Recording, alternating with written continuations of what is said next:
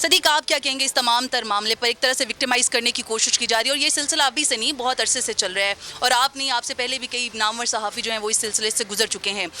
کیسا لگا تھا جب پہلی دفعہ پتہ چلا کہ آپ کی گرفتاری کے لیے ایک جو نوٹس ہے وہ سرکولیٹ ہو رہا ہے اور آپ کے علم میں وہ تقریباً 1 مہینے کے بعد آتا ہے؟ دیکھیں نوٹس تو بہت بعد میں سامنے آیا لیکن پہلے پتہ چل گیا تھا کہ کوئی گرفتاری جو ہے وہ کرنے لگے ہیں، تو اس وقت ظاہر ہے میں تھوڑا سا محتاط ہو گیا.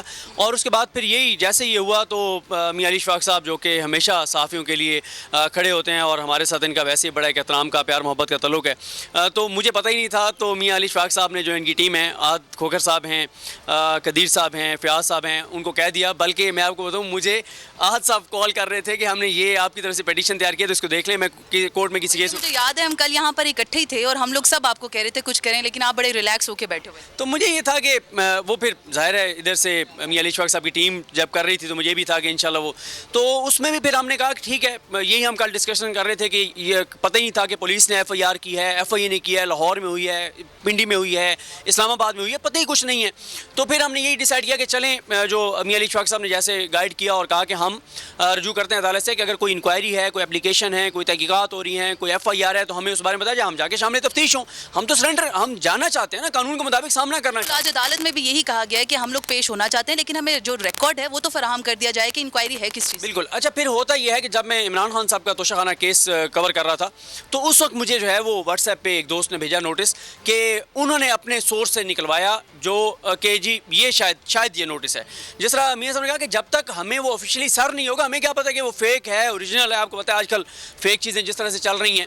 اور پھر اس کے بعد یہ ہے کہ وہ جو نوٹس سامنے آیا اب ہم یہ کہہ رہے ہیں کہ ہمیں آپ بتائیں کون کون سی تحقیقات ہیں کیونکہ جب سے حکومت آئی، جس طرح آج میاں علی اشفاق صاحب نے ہمارے عدالت میں بھی بات کی عامر فاروق صاحب کے سامنے کہ جب سے حکومت آئی ہے ہم یہ چیزیں دیکھ رہے ہیں. پچھلی تاریخوں میں نوٹسز کیے جاتے ہیں، پھر یہ بنایا جاتا ہے یہ بندہ پیش نہیں ہو رہا اور پھر اس کے بعد ایف آئی آر کر کے گرفتار کر لیتے ہیں اور بلکہ یا گرفتار پہلے کرتے ہیں ایف آئی آر بعد میں کرتے ہیں. تو اس لیے جو میاں علی اشفاق صاحب نے کہا کہ ہمیں بتایا جائے الزامات کیا ہیں، کیا مسئلہ ہے، ہم جانے کو تیار ہیں، جب بلائیں ہم جانے کو تیار ہیں، فیس کرنے کو تیار ہیں، بھاگ نہیں رہے. لیکن بتائیں تو صحیح الزام کیا ہے. لیکن ہمیں اصل میں پتہ ہے کہ اس سارے کے پیچھے معاملہ کیا ہے، یہ کیا کرتے ہیں، یہ کیسے واردات ڈالتے ہیں، یہ کیسے یہ سارا خوف کا جو فضا ہے. تو کوئی مسئلہ نہیں ہے انشاءاللہ.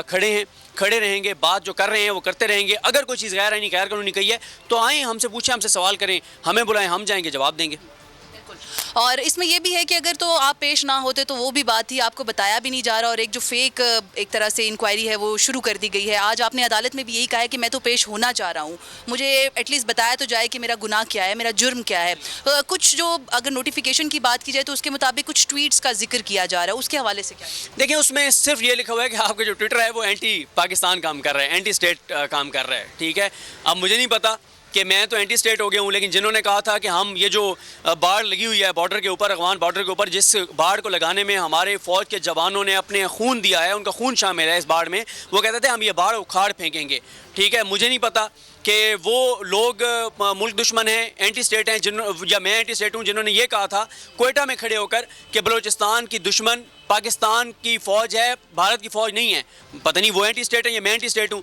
جو پاکستان کے خلاف تقریریں کرتے تھے، جو پاکستان کے خلاف باتیں کرتے تھے، جو پاکستان کے اب میں کیا بات کہوں، جو باتیں کرتے تھے وہ پوری قوم جانتی ہے. آج وہ آئین اور قانون کے ہمیں بھاشن دیتے ہیں، جو عدلیہ پہ حملہ آور ہیں. مجھے بتائیں، مجھے تو یہ جو سرکولیٹ ہو رہا ہے نوٹس، تو مجھے بتائیں نا جو سٹنگ ججز جسٹس جاز الحسن صاحب، جسٹس مظاہر علی اکبر نقوی صاحب کے خلاف جھوٹی کمپین چلی ہے.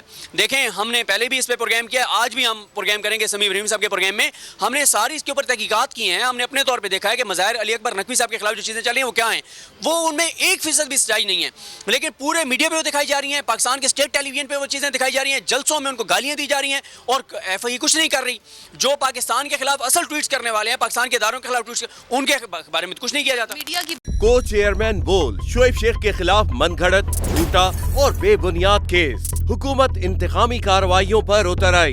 رشوت دینے کے جھوٹے الزام کے پیچھے اصل حقائق وہ لے آیا عوام کے سامنے. سندھ ہائی کورٹ کی جانب سے 10 مارچ کو ایگزیکٹ کیس میں بریت کا فیصلہ بھی دے دیا گیا، جو رشوت کے اس الزام کو جھوٹا اور بے بنیاد ثابت کرنے کے لیے کافی ہے.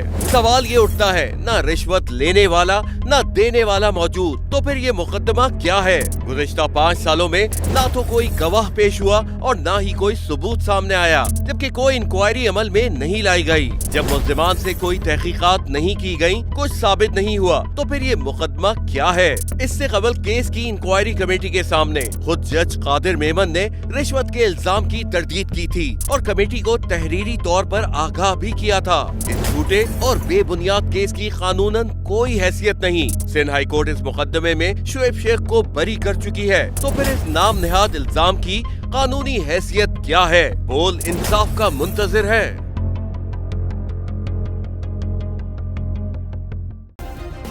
सब्सक्राइब करें और बेल दबाएं ताकि कोई खबर रह न जाए।